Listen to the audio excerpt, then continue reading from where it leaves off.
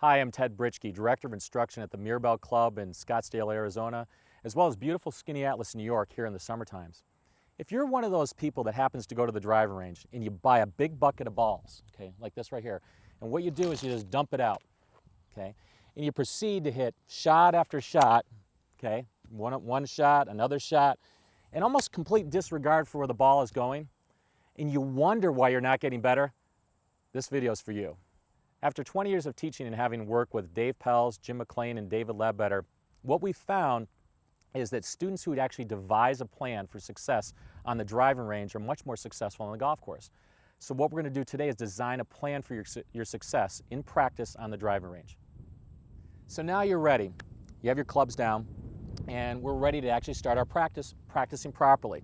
So what I've done is, well, that's not the club we want to start with. So let's actually leave that aside. What we're going to do is we're going to actually take the shortest club in your bag. The shortest club might be a sand wedge or a lob wedge. And what you're going to do is you're going to practice properly, what you want to do is actually start educating the hands. What do we mean by educating the hands? Well, what we mean is that you're going to start hitting short little shots, short little pitch shots or chip shots. So as I start out, okay, for my practice session, you certainly haven't, you want to work on priorities or things that you're thinking about. You want to warm up.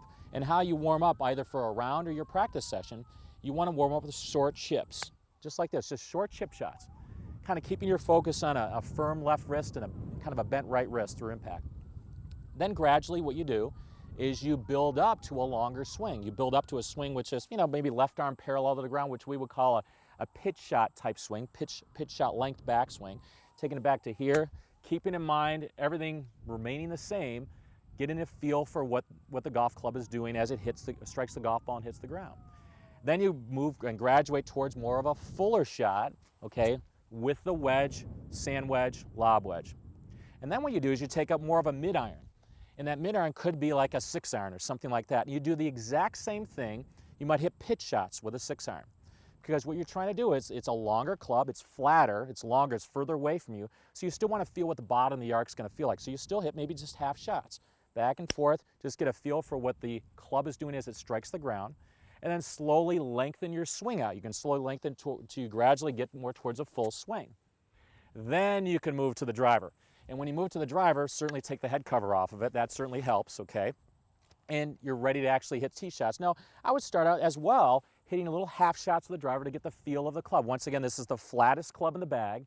It's also it has the least amount of loft outside of your putter. So what you want to do is you want to, get the feeling of the driver. The whole thing is getting a feeling for what you're trying to do for the day. And once you can get a feeling for that, then you work towards, some of the mechanics or some of the things that you want to intend to work on in your golf swing. So you've gone through your initial practice where you've actually warmed up with a sand wedge, a lob wedge.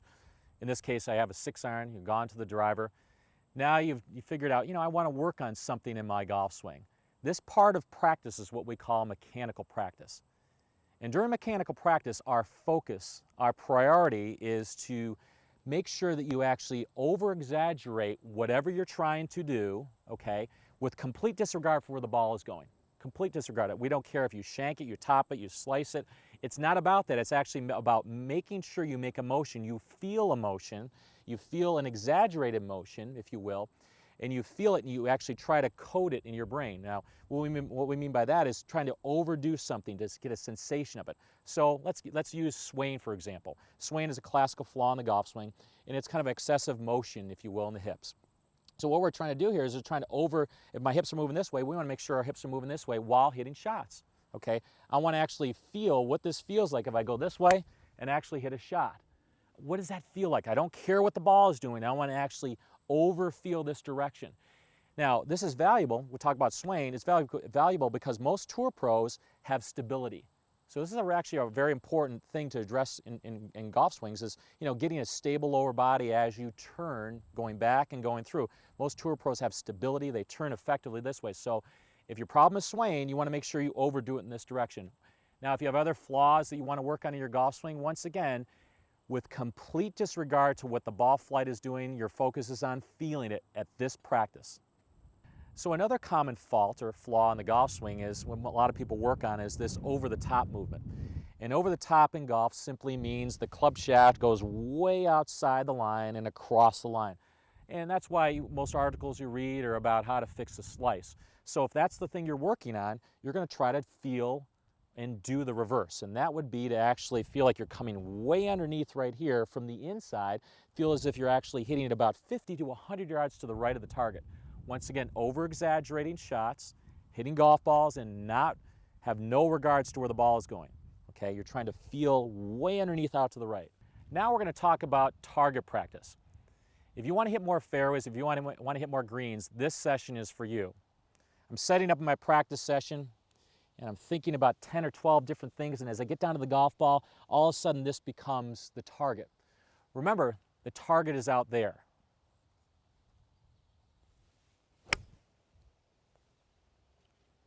Those flags are there for a reason.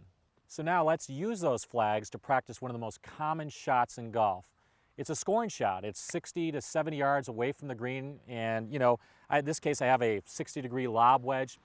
How many of you have actually hit one of these wedge shots on a par 5 or a par 4? It's one of your scoring clubs, and you end up hitting it on the green, someplace on the green, and end up 3-putting. Well, in this type of practice, target practice, our goal here is to get an association to the target, to practice towards an object, in this case, the flags. The three things we're going to focus on is a sense of balance in my feet, a sense of rhythm in my swing so we can actually understand how far the ball is carrying, and also holding our finish for as long as the ball is actually flying towards the target, landing, and when the ball stops, that's when we're going to release our finish. We need that to be able to give ourselves feedback. When you're focusing on this practice right here, this part of your practice session, target practice, requires you to have feedback.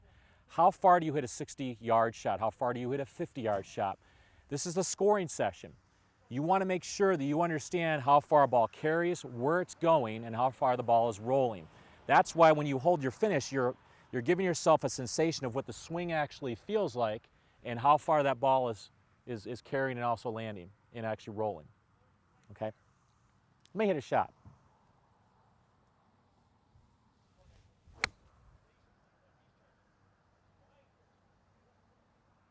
And that's how it's done. Whether you decide to practice more towards a target or work on your swing mechanics, both have to be devised as a plan. When you walk out to the driving range, remember your intention is to actually have a plan before you go out here. So I'm hitting some shots, I actually want to work on target, decide to do that and nothing but that. If I want to work on swing mechanics, decide to do that and nothing but that. Separate the two of them. One last comment about practicing. The way most people practice is they hit a lot of shots, and what they're doing is they're looking at what's going on out there. They're looking at what the ball flight is, if it's going left or if it's going right. And what they do is they actually react to that and try to change just about in every shot. What we're suggesting, and actually research is actually backing up now, is that we're not saying to look at what's going on out there. We're saying to actually feel what you're doing in your practice session. If you're trying to change your swing, try to change the movement. In other words, try to overdo it so much you do it until you're able to hit a golf ball. So if you miss a lot of shots, but you're trying to attempt to make a motion down below, whatever you're trying to do in your golf swing in practice, you're trying to do it until you're able to hit a golf ball, as opposed to just trying to fix everything. That's a little bit different twist on things, but you're going to find you're going to expedite your learning process. And not only that, but you're going to find much more enjoyment in your golf swing and in your golf game because you're going to see measurable results because you're working on changing the movement. My name is Ted Britschgi. Thanks so much for watching this video. Hi, my name is Ted Britschgi. I'm the Director of Instruction at the Mirabel Club in Scottsdale, Arizona. Today what I'm going to talk to you about is what we call a cut lob type pitch shot. It's a lob pitch. And Seve Ballesteros is really known for this, one of the best short game players in the history of the game.